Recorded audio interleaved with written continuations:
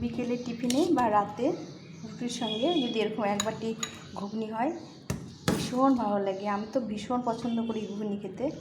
তো আজকে বানিয়ে নিলাম একদম অল্প তেল মশলায়। কীভাবে বানালাম সেটাই তোমাদের সঙ্গে শেয়ার করছি। সুন্দরভাবে এই গোটা গরম মশলা আর তেজপাতা সব মিলিয়ে সুন্দরভাবে এটা তৈরি করেছি। তো এর মধ্যে একটু কাঁচা পেঁয়াজ,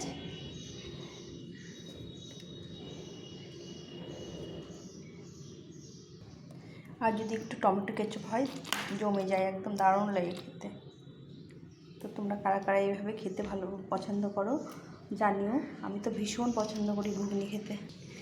তাছাড়াও রুটি দিয়ে মুড়ি দিয়ে খেতে ভীষণ ভালো লাগে। আমার ভীষণ ভালো লাগে ঘুগনি খেতে। আমি বাইরে গেলে ঘুগনি খাই, রাস্তার ঘুগনিগুলো খেতে আরও বেশি ভালো লাগে। তো তোমরা কারা কারা পছন্দ করো অবশ্যই জানিও।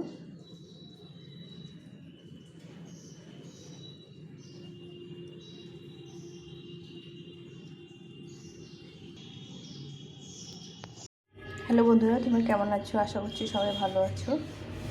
তো আজকে একটু ঘুগনি বানাবো একটু অন্যরকম করে। তো দেখো, মটরগুলো রাত্রে ভিজিয়ে রেখেছিলাম, ভালো করে ধুয়ে নিয়েছি, একদম পরিষ্কার করে ধুয়ে নিয়েছি।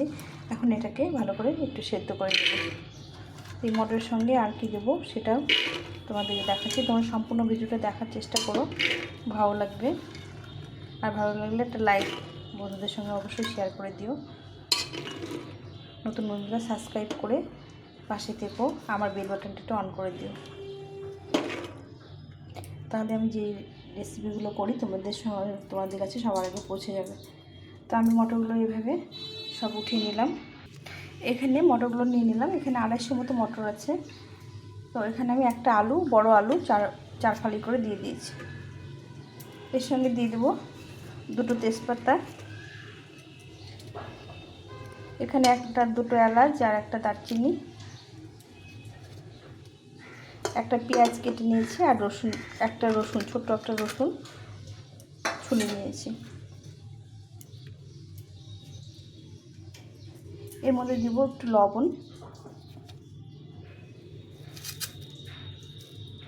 লবণটা দিলে সেদ্ধটা ভালো হবে। এর মধ্যে দেবো জল, সামান্য জল দিতে হবে, বেশি 3টা সিটি বললে এটা সেদ্ধ হয়ে যাবে। আর একটু দেবো সরিষার তেল, তার সঙ্গে দেবো সামান্য একটু হলুদ গুঁড়ো, একদম সামান্য দিতে হবে। দিয়ে এটাকে একটু সিটি মেরে নেব, 3টে সিটি ফেলে নেব, তাহলেই হবে। তো বন্ধুরা, মটরটা সিদ্ধ হয়ে গেছে, সুন্দরভাবে সেদ্ধ হয়ে গেছে। এর চেয়ে বেশি সেদ্ধ করলে ভালো লাগবে না খেতে। তো আমি তেজপাতা দুটো উঠিয়ে ফেলে দেবো, গরম মশলা, দারচিনিটা, এলাচটা থাকবে, শুধু তেজপাতাটা ফেলে দিয়েছি।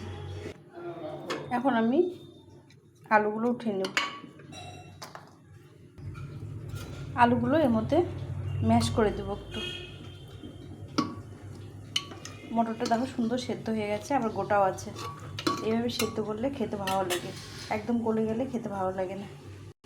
আলুগুলো একটু ম্যাশ করে নিয়েছি। আর এই মটরের মধ্যে যদি গরম মশলা, তেজপাতা, একটু পেঁয়াজ রসুন দিলে দারুণ একটা সেন্ট হয়, খেতেও খুব ভালো লাগে। তো আমি রসুন বেটে দেবো না, রসুনটা আমি ওর মধ্যে দিয়ে দিয়েছি। এখন পরিমাণ মতো তেল দিয়ে দিলাম। তেলটা একটু কিছুক্ষণ গরম করে নিতে হবে। তেলটা গরম হয়ে গেছে।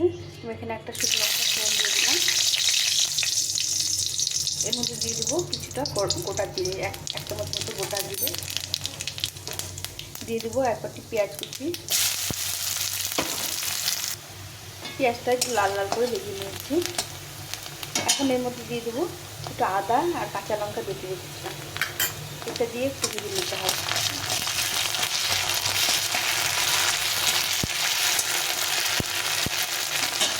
কাঁচা লঙ্কা রসুনটা ভাজা ভাজা হয়ে গেছে। এখন আমি দিয়ে দেবো একটা বড় টমেটো কেটে রেখেছিলাম, টমেটোটা। এখন দিয়ে দেবো স্বাদ মতো লবণ একবার দিয়েছি, একটু কম লবণ দিতে হবে। একটু পরিমাণ মতো হলুদ গুঁড়ো একটু দিয়েছিলাম, একটু কম হলুদ গুঁড়ো দেবো।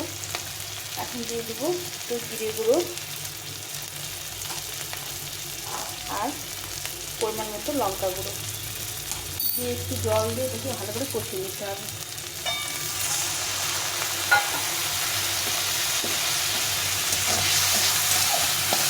জল দিলে মশলাগুলো পুড়ে যাবে, সময় দিয়ে কষিয়ে নিতে হবে। এখন দিয়ে দেবো এই আলুটা ম্যাশ করে রেখেছিলাম, মানে আধা ভাঙা করে রেখেছিলাম, সেটা দিয়ে দিলাম। এটাকে একটু মিনিট করে মটরটা দিয়ে দেবো।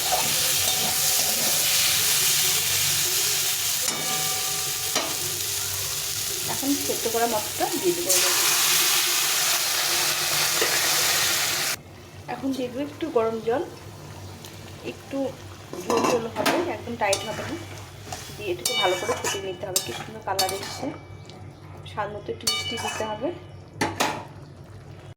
আমার হয়ে এসছে ঘুগনিটা। এখন আমি স্বাদের ব্যালেন্সের জন্য একটু মিষ্টি দিয়ে দেবো। মিষ্টি দিলে খেতে ভালো লাগবে।